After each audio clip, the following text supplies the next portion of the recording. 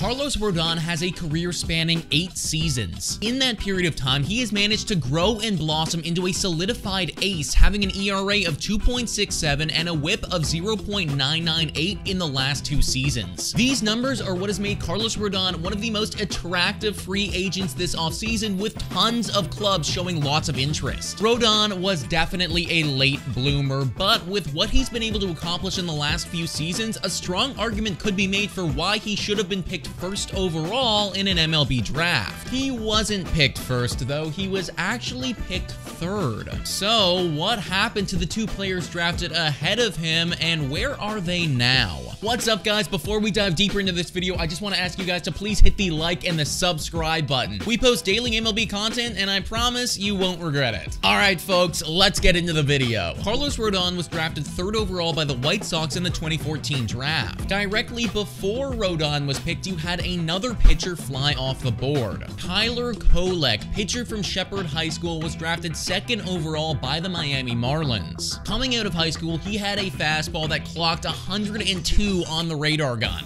Could he command his 102? Absolutely not. In 2015, he played in high A ball, and he was bad.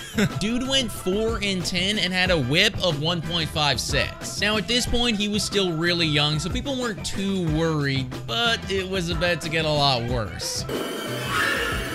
Here's Johnny. Yeah, that's right, guys. 2016 was a wash because Tyler had to get Tommy John. And then all of 2017, the dude was out with injury again. In the blink of an eye, it was 2018, and the only thing that Tyler had to show for it was a 4-10 record in high A ball. Well, if you can believe it or not, it was about to get even worse. In 2018, he had a 6.32 ERA in 10 appearances, and then in 2019, he had a 9.22 ERA in single A. It should also be noted that by this point, Carlos Rodon had 529 innings of Major League ball under his belt. I think you guys all know where this is going, but Tyler never made it to the MLB, and considering he's not on a team right now, I doubt he ever will. Moving over to the number 1 selection in the 2014 draft, we have Brady Aiken. Brady Aiken was a pitcher coming out of Cathedral Catholic High School, drafted by the Houston Astros. Now, Houston, they do not miss on a whole lot of prospects, but this time, they absolutely did. So whenever teams draft prospects, especially when they're really high, they give them signing bonuses. Initially, it was agreed that Brady's signing bonus was going to be $6.5 million.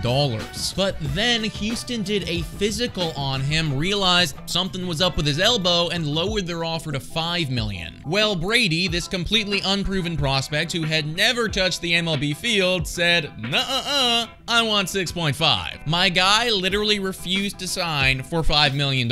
This caused a chain reaction where Houston was unable to sign a few of their other prospects from that draft because they lost out on the money from Brady. Long story short, though, the kid that got drafted 1st overall literally didn't sign with his team. He was back next year and this time got drafted 17th overall by Cleveland. I guess by this point he realized that he really screwed up, so he did sign his $2.5 million signing bonus he got for getting drafted there, which is just so dumb when you think about it, considering a year ago my guy could have had $5 million. Anyways, he sucked, so I guess none of this even matters. Want to know how many games of baseball Brady has played since 2018?